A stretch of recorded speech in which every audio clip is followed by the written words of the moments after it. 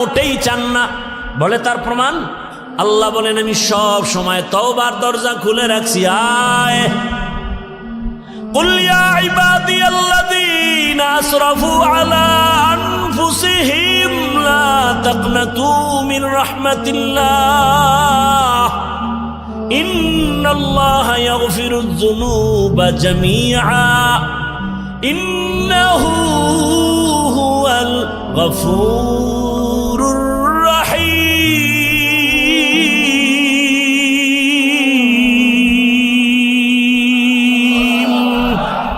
बरतावकुल मी कुनी हर सुबह शाम मेरा साना रिस्क तू अज़ला मकाम जुज़बा हक़ची से मखाअज इंसुजा फज़ले उआ मस्ते दर जुमला जहा।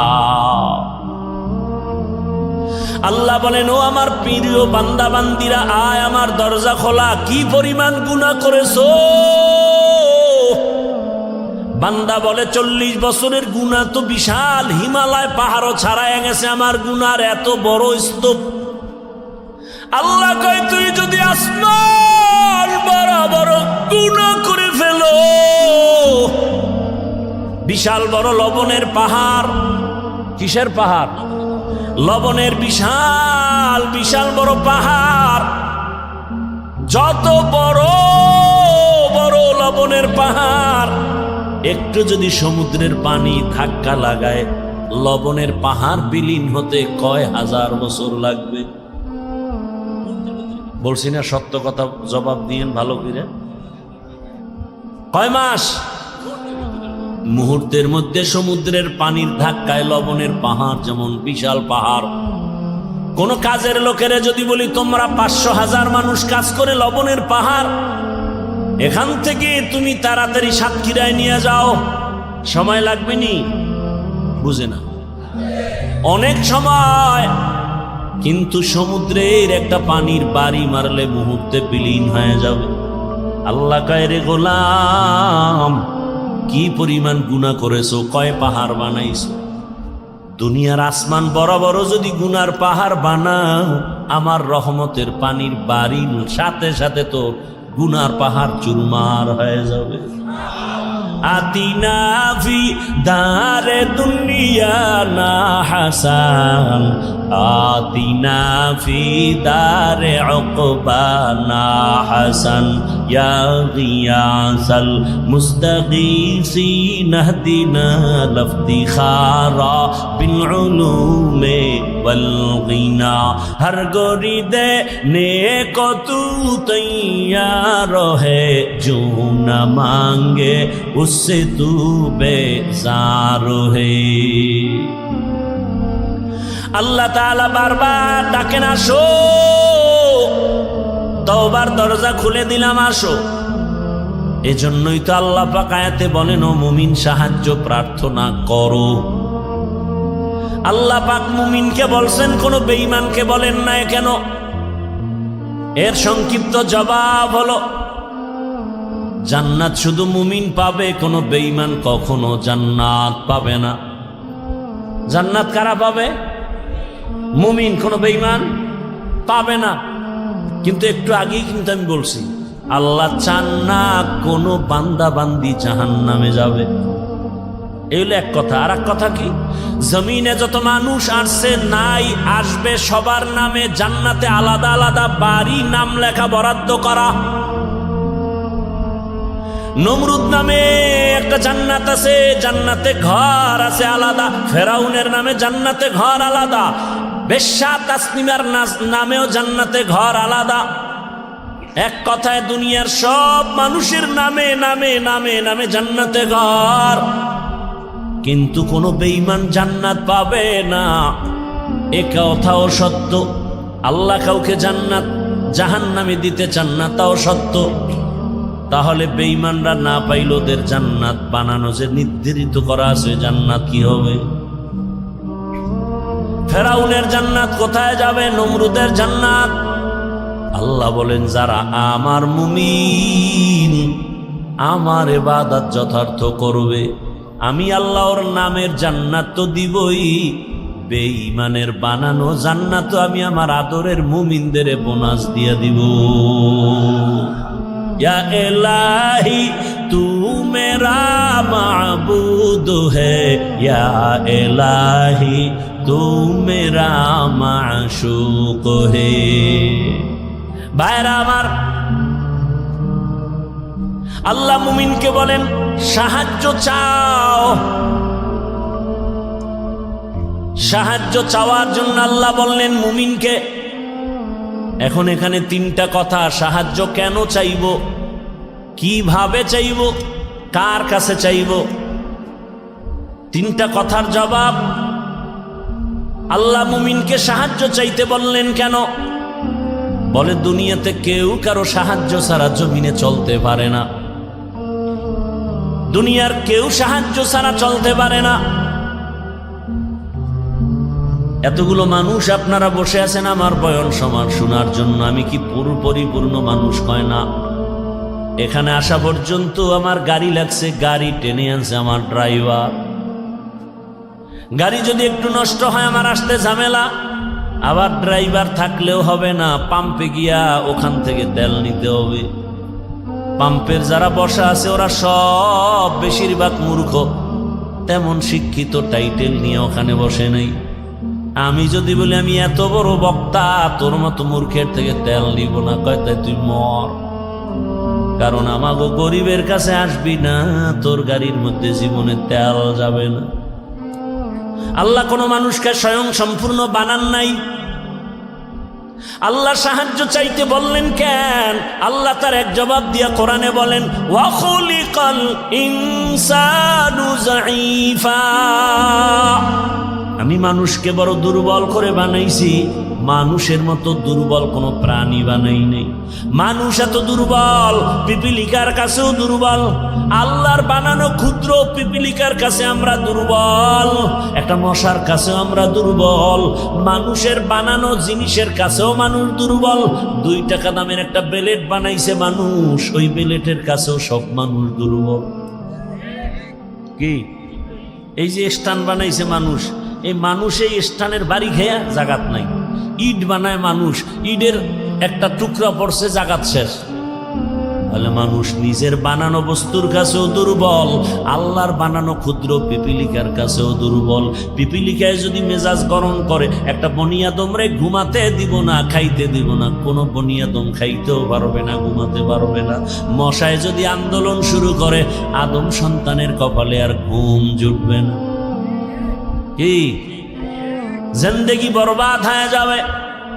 তাহলে আমরা মশার কাছেও দুর্বল, পিপিলিকার কাছেও দুর্বল, আমাদের মতো দুর্বল কোনো প্রাণী নাই।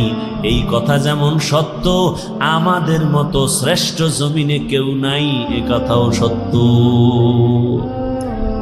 দুর্বল হইয়া আবার শ্রেষ্ঠ হয় কেমনে? ধৈর্য হবে শোনার। দুর্বল সে আবার শ্রেষ্ঠ হয় কেমনে? হ্যাঁ, দুর্বলতাটাই শ্রেষ্ঠত্বের কারণ। যেমন আপনাদের ঘরের মধ্যে শিশু বাচ্চা আছে, আবার বড় ছেলে মেয়েও আছে। ভালো করে বুঝেন, ঘরের মধ্যে আপনার শিশু বাচ্চা অনেক দুর্বল, হাঁটতেও ভালো করে পারে না। খেয়াল করে দেখবেন 8 বছর পরে বাবা আসছে বাড়িতে বিদেশ থেকে, বা ঢাকার থেকে আসছে 1 বছর পর গ্রাম এলাকায়, অনেক শপিং নিয়ে আসছে। এর মধ্যে বর্তমান দুনিয়াতে যত বড় কিছু আনুক, আকর্ষণীয় হাদিয়া কি? মোবাইল। নিজের জন্য 90-1 লাখ টাকার মোবাইল, বউয়ের জন্য একটা। বউয়ের মোবাইল বউরে দিবে, কিন্তু সব কাপড় চুপড় বের করে বলে ভাগ ভাগ করে দেও। ছেলের জামা মেয়ের জামা মোবাইল 2টা আলাদা রেখে দিছে ড্রেসিং টেবিলের উপরে, ওটা প্যাকিং করা ইনটেক। ছেলে একটা বড়, ওর তো নজর হেন, ও কাপড় চুপড়ের দিকে তাকায় নাই। ও গিয়া ইনটেক প্যাকেটটা ধরছে, লাখ টাকার মোবাইলের প্যাকেটটা যখন ধরছে না, বাবাই দিছে ধমক, এই মোবাইল ধরিস না। ছেলের মনে একটা কষ্ট আসছে, বাবা এতদিন পরে বাড়ি আসছো, ধমক দিলা কেন? অভিমান কইরা সন্তান অন্য জায়গায় বা রুমে গিয়া চুপচাপ বসে আছে রাগ করে। বাবা সব গুছাই টুছাই ও ইনটেক মোবাইল টেবিলে রাইখে গেছে বাথরুমে। কোন রুমে বলেন বলেন? আমরা বাথরুম শিক্ষিত ভদ্র যারা, এরা বাথরুম কয় না, কি কয়? ওয়াশরুম। ওয়াশ কয়নি? বাথরুমে ওয়াশ করা চূড়ান্তভাবে উচিত না, কারণ বাথরুম হলো জিন শয়তানের আড্ডাখানা। বাথরুম কখনো ওয়াশরুম হতে পারে না। একান্ত যদি আপনার বাথরুম ওয়াশরুম বানাতে হয়, মাঝখানে পার্টিশন লাগায়া দেন, বাথরুম আলাদা থাকবে, ওয়াশরুমে আপনি ওযু বানাবেন, যা করবেন, ওয়াশরুম আলাদা, পর্দা লাগায়া দেন। না হয় আরো উত্তম হবে, বাথরুম আলাদা থাকবে, আপনার ওয়াশরুম থাকবে আলাদা। কি কমু, কারে কমু? দুনিয়ার সব মিস্ত্রিগুলো সব এক নায়কতন্ত্র ভাবে বেসিনটা দিয়ে থইবে বাথরুমের ভিতরে। এরপরে কমর তো সব চেয়ার হাই, লো কমর নেই, সব চেয়ারে বয়ে বয়ে বয়ে বয়া টেলিভিশন দেখবে বাথরুমের ভিতরে। কি আর বলবো? ওয়াশরুম নয়, বাথরুম তো বাথরুম, সেটা ওয়াশরুম হয় কিভাবে? আমাদের অনেক ওলামায়ে কেরামের বিরুদ্ধাচরণ করেন, উচিত না। বাথরুমে খালি পায়ে যাওয়া যাবে না, খালি মাথায় যাওয়া যাবে না, তো অ্যাক্সিডেন্ট হবে, দুর্ঘটনা হবে, কারণ জিনের আড্ডাখানা প্রত্যেকটা বাথরুম। খুব খেয়াল করিয়েন, ওলামায়ে কেরাম থাকলে ভুল হলে ধরায় দিয়েন, জায়গায় দাঁড়ায় যাবেন। কিন্তু আপনি ওয়াশরুমে যদি খালি পায়ে যান, খালি মাথায় যান, বাধা নাই, বাথরুমে যাওয়া নিষেধ, খালি পায়ে যাওয়া যাবে না। এবং সেখানে ঢুকতে কিন্তু নিয়ম আছে, বাম পা দিয়া ঢুকবা, ডান পা দিয়া বের হওয়া। ওয়াশরুমের এই কিন্তু নিয়ম নাই। যাক, অনেক কথা। কি কথার থেকে এখানে আনছি? নো, এর আগের কথা কি?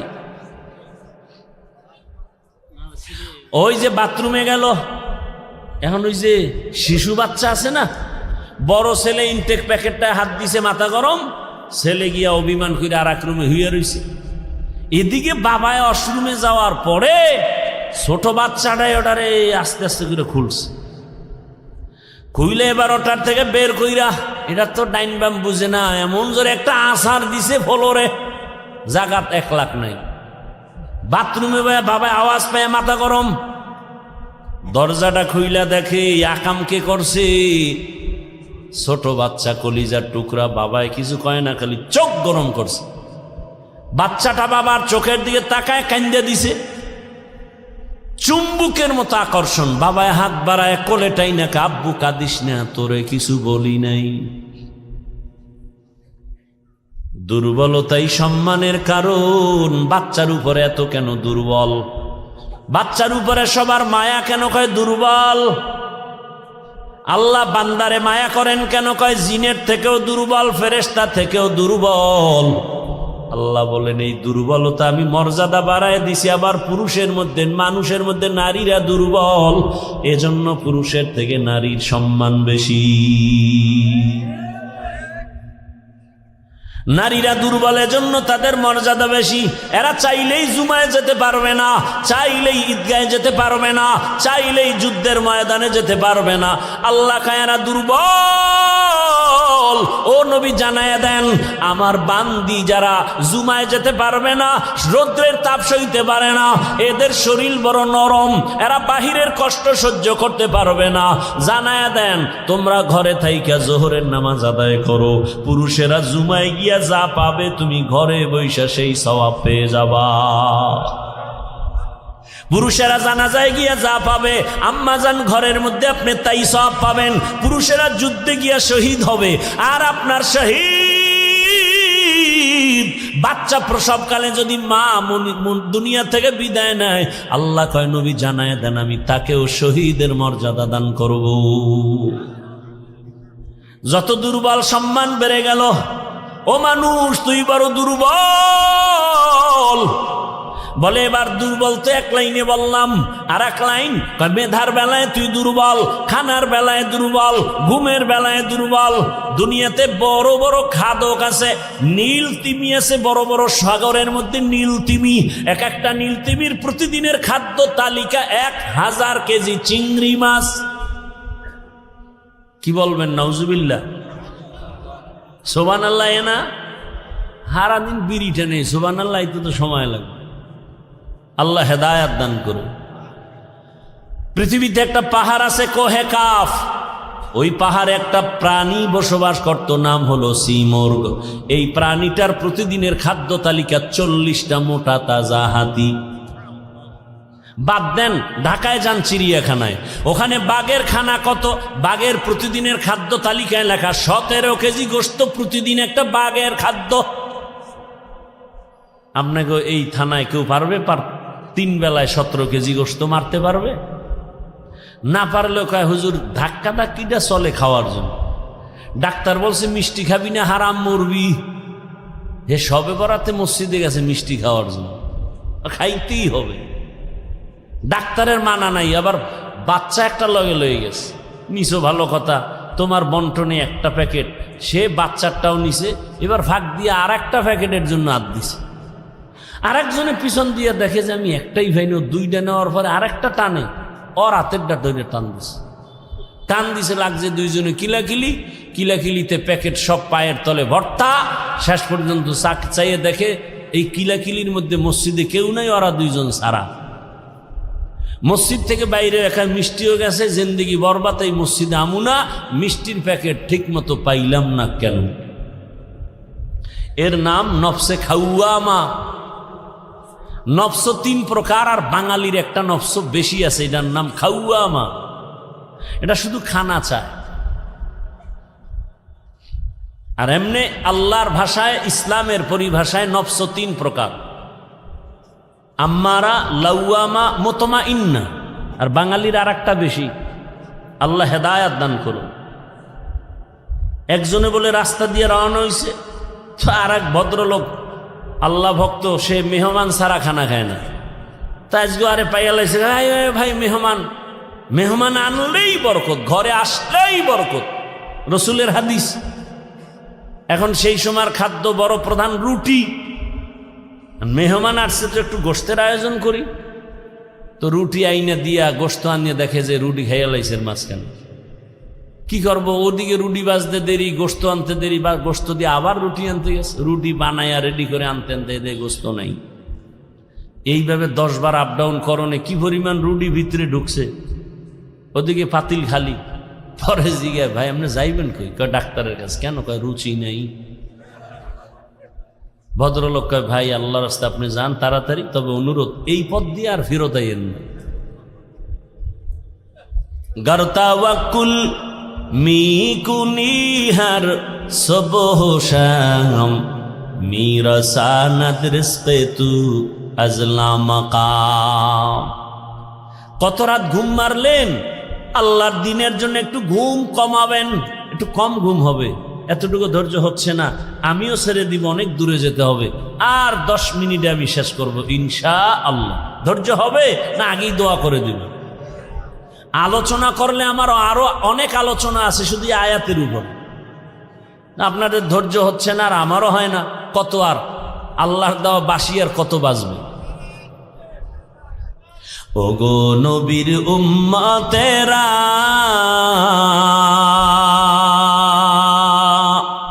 হয়ে আজি দিশাহারা,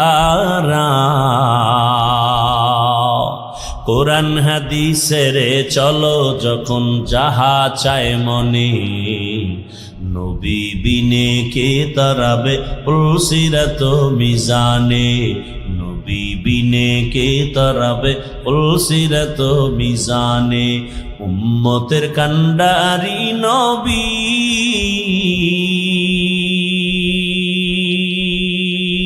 কাঁদছেন উম্মতের লাগি, এখনো কাঁদেন নবীজি শুয়ে মদিনার পানে, নবী বিনে কে তারাবে প্রসিরাত মিজানে, নবী বিনে কে তারাবে প্রসিরাত মিজানে। ও আমার কলিজার যুবক বাবারা, ও বৃদ্ধ বাবাজি, পর্দার আড়ালের মা বোনেরা, আল্লাহ তো দুর্বল করে বানিয়েছেন, কিন্তু মর্যাদা সবার উপরে দিয়েছেন। মানুষের মতো দামি কেউ নাই। আমরা মেধার বেলায় দুর্বল, সবাই কিন্তু MBBS ডাক্তার, সবাই ডিগ্রি নিয়ে বসে আছে চেম্বারে, কিন্তু একে অপরের কাছে দুর্বল। নাক কান গলার ডাক্তার পেটের রোগ ঠিক করতে পারে না, মেডিসিনের ডাক্তার নাক কান গলার উপরে বিশেষজ্ঞ না। আল্লাহ এক একজনের এক এক সাইড আগায় দিছে, এক সাইড দুর্বল রাখছে, জানো, অহংকারী করার সুযোগ না পাও। আমি কোরআনের বয়ান করি, কিন্তু ফতুয়ার কাজ আমার না। ফতুয়া দেওয়ার বেলায় আমি মুফতি সাহেবের কাছে দুর্বল। দেখছেননি কারবার? দুনিয়ার সব একে অপরের কাছে দুর্বল। আল্লাহ এত দুর্বলতা দিয়ে বানাইলেন, এদিকে দুনিয়ার জমিনে যে আমি জান্নাতের পথে আগাবো, দুনিয়ার জমিনটাও বড় ভেজালওয়ালা দুর্বল। চতুর্দিকে গুনাহ গুনাহ আগাইতে পারি না। আবার আমার পেছনে 3 দল শয়তান আমারে আটকানোর চেষ্টা করে, মানুষ শয়তান, জিন শয়তান, নফস শয়তান। এত কিছুর মধ্যে আমি কিভাবে আগাবো? সাহায্য না নিলে চলবে না, সাহায্য ছাড়া চলবে না। এখন ফাইনাল হয়ে গেল, সাহায্য লাগবেই।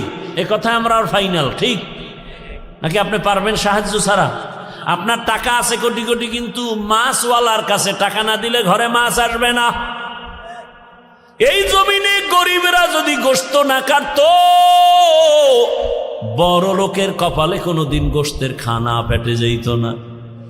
নদীর মধ্যে গরিবেরা গিয়া কি পরিমাণ কষ্ট করে মাছ ধরে, ওই গরিব যদি আমাকে মাছ এনে না দিত, তো আমার কপালে মাছ আসতো না। আল্লাহ তাআলা দুর্বল বানায় রাখছেন। এবার সাহায্য চাবো, এটাই ফাইনাল। তবে কার কাছে সাহায্য চাবো বুঝেননি? কার কাছে চাবো? সবাই বলবে আল্লাহর কাছে। এর মিথ্যা কথা বলেন বসে বসে। আল্লাহর কাছে সাহায্য চাইতেই হবে। যদি আপনার 100 বিশ্বাস আর বাস্তবায়ন করতেন, এ জমিনে কোনো NGO সুদখোর কোনো কারবারই থাকতো না। 30-40 বছর আগে জমিন থেকে সব NGO দূর হতো, সুদের কারবার চলতো না। বরং এমন জমানায় আমরা আসছি, যতই বয়ান করি ঘরে ঘরে সুদ, সুদ না হইলে তার চায়ের দোকানও চলে না। এলাকার কোনো গরিব বড় লোকের কাছে গিয়ে খায়, জনাব আমারে 5000 টাকা ধার দেন, সামনে ঈদ আসছে, বাচ্চাদের কাপড় কিনবো। বড় লোক কয় নাই নাই নাই নাই নাই। কানে কানে গিয়ে কয় সুদে দিবেননি? কয় 1 লাখের বেশি লাগলেও দিব। আছে না নাই? 5000 টাকা ধার দেয় না, সুদের টাকা লাগাইতে হাজারো লাখো টাকা দিতে চায়। কোন জমানায় বাঁচতে চাইলেও পারি না। এবার ভালো করে বুঝেন, বিবেক দিয়ে একটু সমাধান করেন। সাহায্য চাওয়ার জন্য এমন একজনকে নির্বাচন করবেন যার কাছে 3টা দুর্বলতা নাই। তার কাছে চাইবেন, কসম আল্লাহ, চাওয়া মাত্রই পাবেন। তবে 3 দুর্বলতা তার মধ্যে থাকলে পাবেন না, আর না থাকলে চাইলেই পাবেন। 1 নাম্বার দুর্বলতা, যার স্বার্থ নাই। 2 নাম্বার দুর্বলতা, যার পিছনে টান নাই। 3 নাম্বার দুর্বলতা, যার অভাব নাই। এবার খেয়াল করেন, এই 3টা দুর্বলতা নাই এমন কোন মানুষ আসেনি? ভালো করে খেয়াল করেন, দুনিয়াতে একজন মানুষও পাবেন না যার পেছনে টান নাই। আমি যতই আগাইতে চাই, আমার বউ কয়ে দাও, স্ত্রী কয়ে দাও, মাইয়া বলা কয়ে দাও, মায়ে কয়ে দাও, বাবায় কয়ে দাও, যত সামনে আগাতে চাই পিছনে টানে। বুঝেননি কথা? ভাইরা আমার, তাহলে দুনিয়াতে এমন একজন মানুষ নাই যার পেছনে টান নাই। 2 নাম্বার দুর্বলতা, যার কোনো অভাব নাই। দুনিয়াতে এমন একজন মানুষের ঠিকানা দেন যার অভাব নাই। একজনে কামগো পীর সাহেবদের কোনো অভাব নেই। দুনিয়াতে কে অভাবী না? যার যত টাকা তার অভাব তত বড়। রিক্সা ড্রাইভারের 100 টাকায় অভাব শেষ, লক্ষ টাকার মালিকের লাখ টাকায় অভাব শেষ হয় না। এক কথায় দুনিয়াতে এমন একটা মানুষ নাই যার অভাব নাই। দুনিয়াতে এমন একজন মানুষ নাই যার পেছনে টান নাই। কয় দুর্বলতা গেল? ঘুমাইতেছেন না? আর একটা আছে যার স্বার্থ নেই। দুনিয়াতে এমন একজন লোক বের করেন যার স্বার্থ নাই। বের করতে পারবেন? আমি 2 জন পাইছিলাম, কিন্তু সন্দেহ ঢুকে গেছে। 2 জন পেয়েছিলাম, এক আমার মা আর বাবা। এদের স্বার্থ নাই, কিন্তু সোনার বাংলায় তাকায় দেখলাম স্বার্থের আঘাতে মা বাবা সন্তানের জবাই করেছে। স্বার্থের আঘাতে সন্তান মা বাবাকে জবাই করে। এই অল্প বয়সে সোনার বাংলায় কি না দেখলাম। আপন বাবা তার আপন মেয়েটাকে হোটেলের মধ্যে ঢুকাইয়া বলে, আজকের রাতের জন্য তুই আমার কাছে স্ত্রীর সমান। আরো জোরে বলো। এই জন্যই তো বলেছি আল্লাহর কসম, ইসলাম ছাড়া এ জমিনে কোনোদিন শান্তি কেউ দিতে পারবে না। চাপাবাজি করতে পারবে মরণ পর্যন্ত। শান্তির ঠিকানার নাম ইসলাম। ইসলাম ছাড়া কোনোদিন এ জমিনে শান্তি আসবে না। চাপাবাজি চলবে, শুধু চাপাবাজি। ভালো করে বুঝো, স্বার্থ ছাড়া কোনো মানুষের জমিনে নাই। স্বার্থের আঘাতে স্ত্রী স্বামীকে জবাই করে, স্বামী স্ত্রীকে জবাই করে, ভাই ভাইকে জবাই করে স্বার্থের আঘাতে। আমি কি বানায় বলতেছি বাবা? অহরহ দুর্ঘটনা ঘটে। এইবার হিসাব শেষ, গোড়ায় হিসাব করে দেখবেন একজন পাওয়া যায় যার পেছনে টান নাই, অভাব নাই, স্বার্থ নাই। তিনি কে? তিনি কে? ইয়া আইয়ুহান্নাস আনতুমুল ফুকারাউ ইলাল্লাহ ওয়াল্লাহু হুয়াল গানিয়্যুল হামিদ।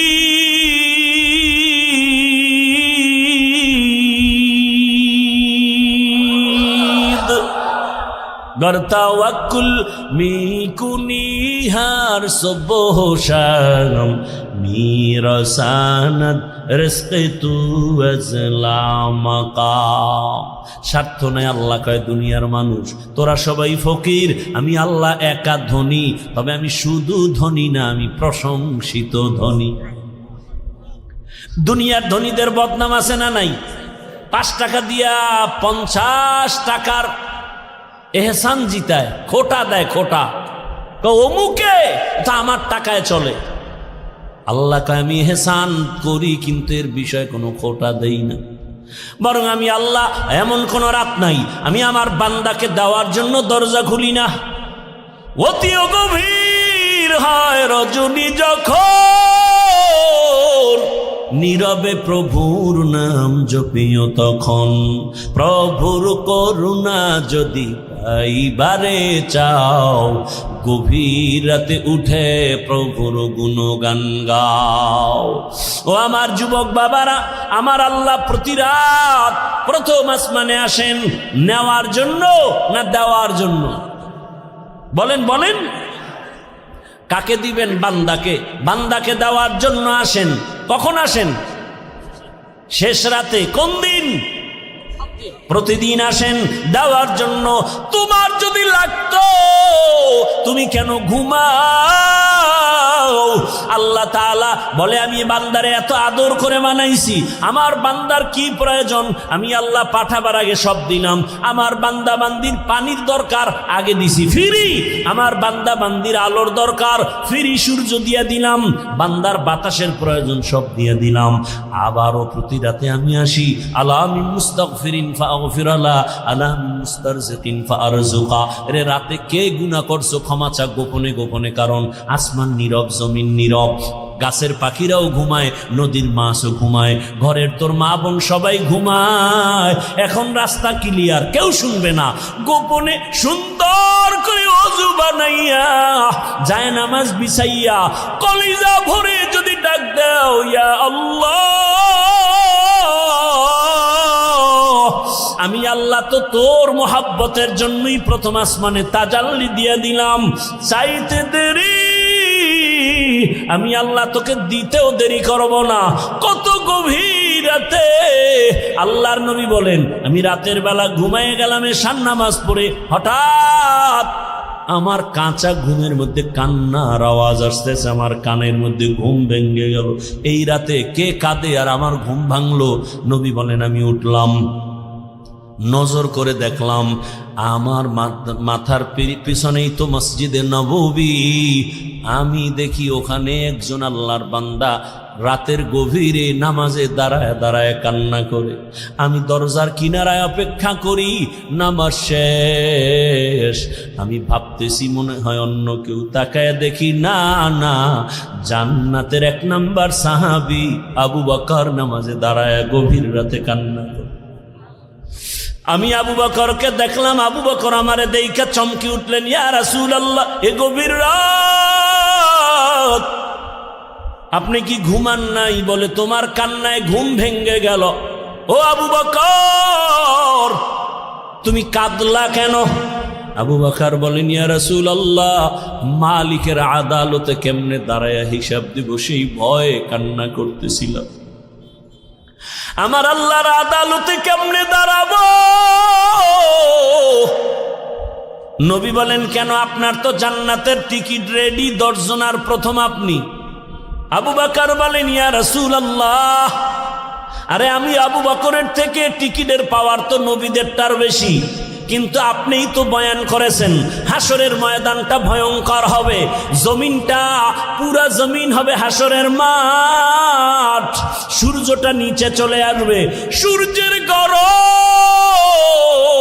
মাটির জমিন তামা হয়ে যাবে, ওদিকে জাহান্নামের চিৎকারের আওয়াজ, জাহান্নাম চিল্লায় বলবে হে মালিক বেনামাজি গুলো কই, গুনাহগার গুলো আমার পেটের মধ্যে দাও, আমার পেটের মধ্যে ক্ষুধা। নবী আপনিই তো ভয়ঙ্কর হালাতের কথা বলছেন, জাহান্নামের চিৎকারে হাসরের ময়দানটা থরথর করে কেঁপে উঠবে। এমনকি আমার আল্লাহ রাগ হয়ে আওয়াজ দিবেন লিমানিল মুলকুল ইয়াউম লিল্লাহিল ওয়াহিদিল কাহ্হার। এত কঠিন আওয়াজ হবে, হাসরের ময়দানটা থরথর করে কাঁপতে থাকবে। ও নবী আপনিই বয়ান করেছেন এত কঠিন হালাত, নারী আর পুরুষ সব উলঙ্গ দাঁড়াবে হাসরের মাঠে।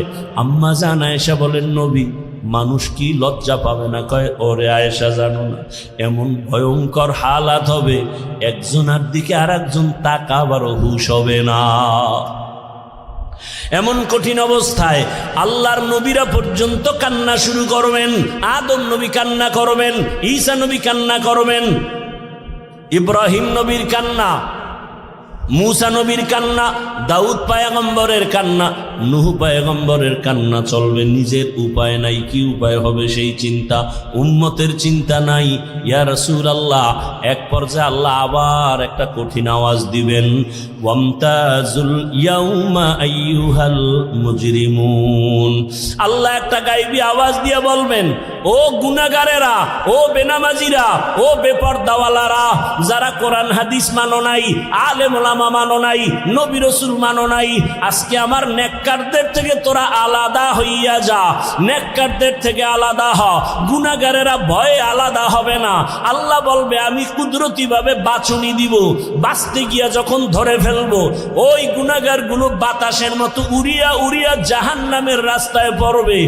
আর আল্লাহ বলবেন ও আমার নেক আমলওয়ালা, ও পর্দাওয়ালা নামাজি, সূর্যের গরম মাথায় লাগাইস না, আরশে আজিমের নিচে গিয়ে অপেক্ষা কর, রহমতের নবীর সাথে তোমরা সব জান্নাতে যাইবা। আর যারা গুনাহগার বেনামাজি এদেরকে জাহান্নামের পথে দাঁড় করাইয়া আল্লাহ বলবে ও ফেরেশতারা লাইনে দাঁড় করাও, আর আমি বাম হাতে আমলনামা দিব। ও রহমতের নবী,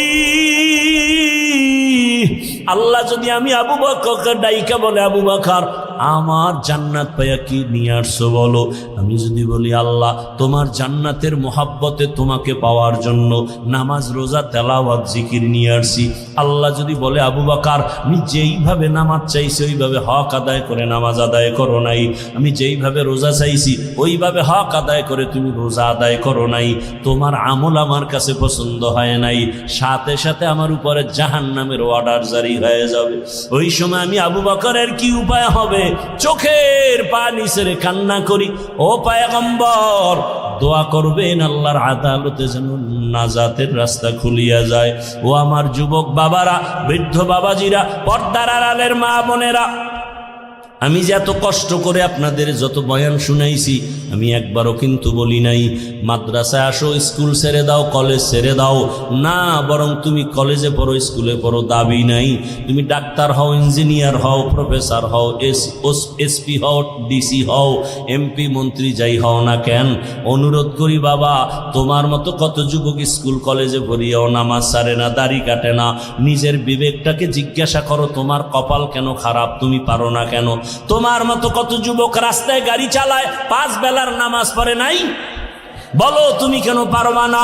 তোমার মতো যুবক র্যাব আর্মি পুলিশ বিডিআর এর চাকরি করে নামাজ পড়ে, তুমি কেন পারো না? তোমার মতো যুবক তাকায় দেখো নদীর মধ্যে মাছ ধরে নামাজ পড়ে, কৃষিকাজ মা বাবার নাকি শিক্ষকের নাকি উলামায়ে কেরামের, না হয় তোমার মতো যুবক যদি দুনিয়ার সব লাইনে চাকরি করে ব্যবসা করে নামাজ পড়ে, তুমি পারো না কেন?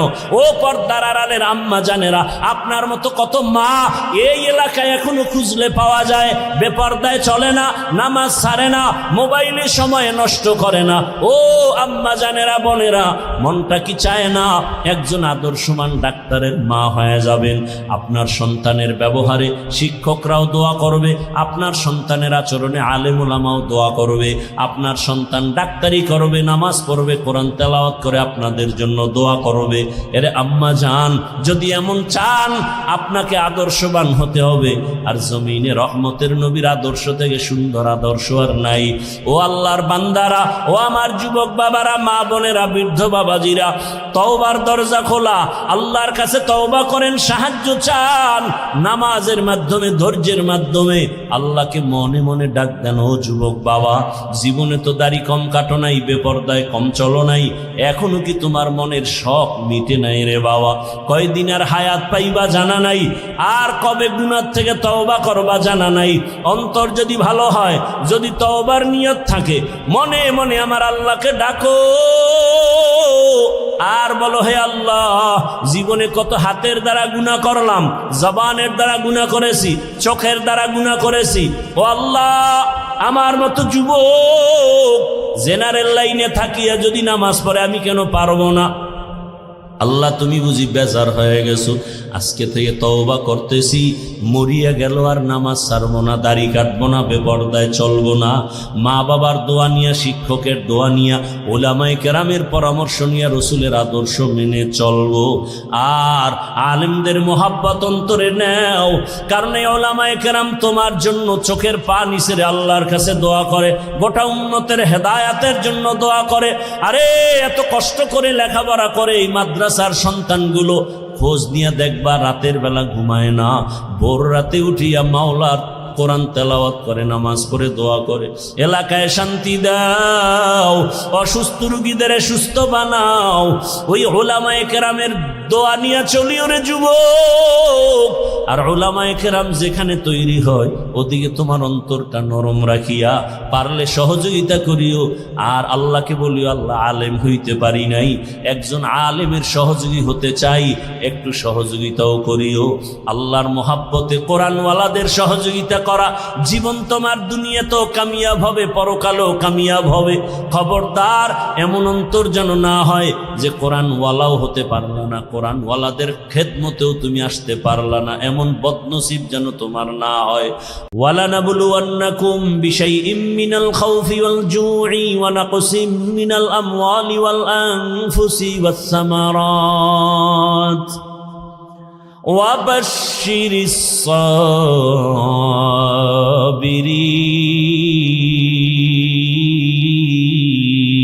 সাবিরিন।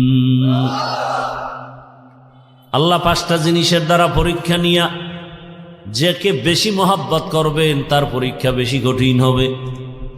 আল্লাহ বেশি মহাব্বত করেন ঈমানওয়ালাদের, মানুষের মধ্যে যারা ঈমানওয়ালা, আবার ঈমানওয়ালাদের ভেতরে আল্লাহ তাদেরকে বেশি মহাব্বত করেন যারা ঈমানের সাথে আমল করে।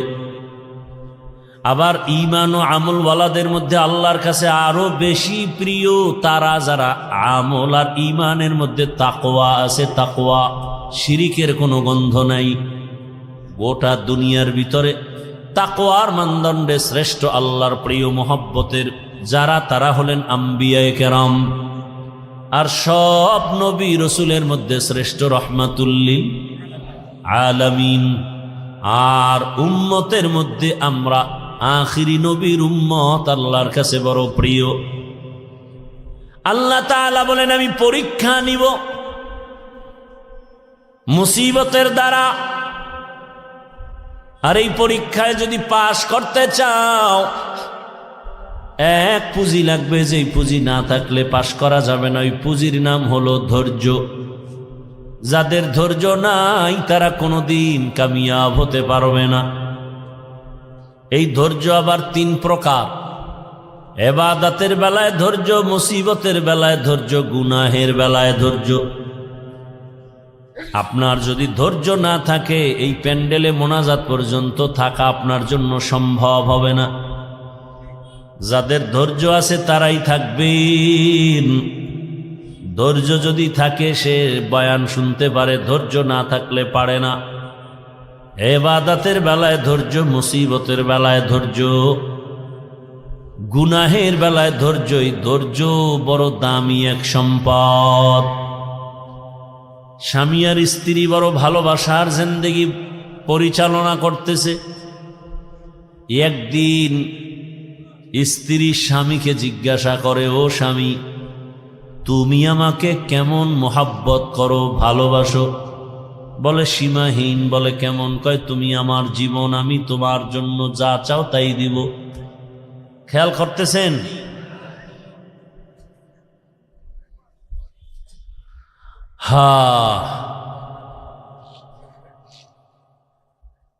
স্ত্রী বলে যা চাইব তাই দিবা? বলে হ্যাঁ তাই দিব। স্ত্রীও একেবারে সাধারণ মানুষ না, খুব ধর্মের জ্ঞান ট্যান আছে, ধৈর্য আছে। বারবার স্বামীকে বলে যা চাইব দিবা? দিব, চাওয়া মাত্র দিব। বলে বুঝা খাও? হ্যাঁ বুঝা কইছি। ওয়াদা? বলে ওয়াদা। স্ত্রী পরীক্ষামূলক বলে আমাকে 3 তালাক দিয়া দাও। স্বামীর মাথা ঠিক আছে নি? গরম হয়ে গেছে। বললা কি? কই না ওয়াদা করলা, যা চাইব তাই দিবা, দাও, তালাক দাও। স্ত্রীর কথা শুই না স্বামী বলে কল্লা যেতে পারে, তালাক তোমাকে দিব না, কারণ তোমার মতো একটা আবেদা স্ত্রী পেয়ে আমার জীবন বড় ধন্য। দুইজনের মধ্যে একটু বাঁক বিতণ্ডার সমাধানের জন্য জামানার নবীর দরবারে রওয়ানা।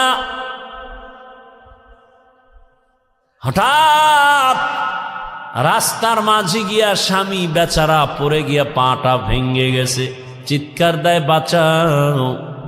স্ত্রী হাত ধরে বলে এত কাঁদো কেন? বলে পা ভেঙে গেল। এবার আল্লাহর বান্দি বলে নবীজির দরবারে যাওয়ার প্রয়োজন নাই, চলো আমরা উল্টা বাড়ির পথে চলো। বাড়ির মধ্যে যাইয়া স্ত্রী ডাক দিয়া বলে, স্বামী আমারে দয়া করে মাফ করে দেও, আমার কথা আমি উড্ড করে নিলাম, তালাক চাই না। স্বামী ডাক দিয়া কয়, বিবি আমার, নুজহাতুল মাজালিস নামক কিতাবে ধৈর্যের বয়ানের মধ্যে ঘটনাটা পাওয়া গেছে। ও বিবি, তালাক চাইলা কেন? আবার তুমি তালাক ফিরাইয়া নিলা কেন? তোমার কথা বলে, শোনো স্বামী, তুমি রসুলের হাদিস কি শুনো নাই? রহমতের নবী বলছেন, আল্লাহ যাকে বেশি ভালোবাসবেন মুসিবত দিয়া পরীক্ষা নিবেন। আমি তোমার ঘরে যত বছর সংসার করেছি, একটা মুসিবত তোমার ঘরের মধ্যে আমি দেখি নাই। কোনোদিন তুমি মুসিবতে পড়ে আহ শব্দ বলো নাই। আমি বুঝলাম যেখানে মুসিবত নাই সেখানে রহমত নাই, যেখানে রহমত নাই সেখানে আমিও থাকতে চাই না, তালাক চেয়েছি। হঠাৎ রাস্তার মাঝে গিয়ে তুমি পড়ে গেছো, তোমার পা ভেঙ্গে তুমি চোখের পানি ছেড়ে কান্না করেছ। মুসিবত, আমি বুঝতে পেরেছি রহমত নাজিল হয়েছে। মুসিবত আসছে, যেখানে মুসিবত আছে সেখানে রহমত আছে, আর যেখানে রহমত আছে আমিও সেখানে আছি। या इलाही मुझसे मुझको दूर कर, ताकि देखो मुझ में तुझको एक नजर। या इलाही तू मेरा माबूद है, या इलाही तू मेरा माशूक है। আল্লাহ যাকে বেশি ভালোবাসবেন তাকে মুসিবত দিয়া পরীক্ষা নিবেন। অন্য হাদিসের মধ্যে নবী বলেন, আদ-দুনিয়া সিজনুল মুমিন ওয়া জান্নাতুল কাফির। দুনিয়াটা মুমিনের জন্য জেলখানা, বেঈমানের জন্য শান্তির জায়গা, বালাখানা। যত শান্তি দুনিয়ায়, মুমিন কখনো শান্তি পাবে না। বেঈমান শান্তি পাবে দুনিয়ায়, মরার পরে অশান্তি শুরু হবে, শেষ হবে না। আর মুমিন কষ্ট করবে দুনিয়ায়, মরণ পরে এমন শান্তি শুরু হবে, আর কোনো দিন শেষ হবে না। দুনিয়ায় শান্তি, পরকালে কষ্ট বেঈমানের জন্য। দুনিয়ায় কষ্ট, পরকালে শান্তি মুমিনের জন্য। তবে মুমিন যদি আল্লাহর উপরে ভরসা করে, যদি একটু আখেরাতের লাইনে আগাইতে থাকে, দুনিয়ায় বান্দা সম্মান পাবে, বোনাস। কি সমস্যা ভাইরা আমার? আল্লাহ যাকে বেশি মোহাব্বত করেন তাকে মুসিবত দিয়া পরীক্ষা নেন। এই রকম হাজার উদাহরণ যদি টানি, সারা রাত চলে যাবে। আমার রহমতের নবী, যার কোনো গুনাহ নাই, সন্দেহ করলে ঈমান চলে যাবে। আল্লাহ যাকে স্পেশাল করে বানাইছেন, মুসা নবী আল্লাহর বন্ধু, ঈসা নবী আল্লাহর। এই উঠা বসা করেন কেন? এই না,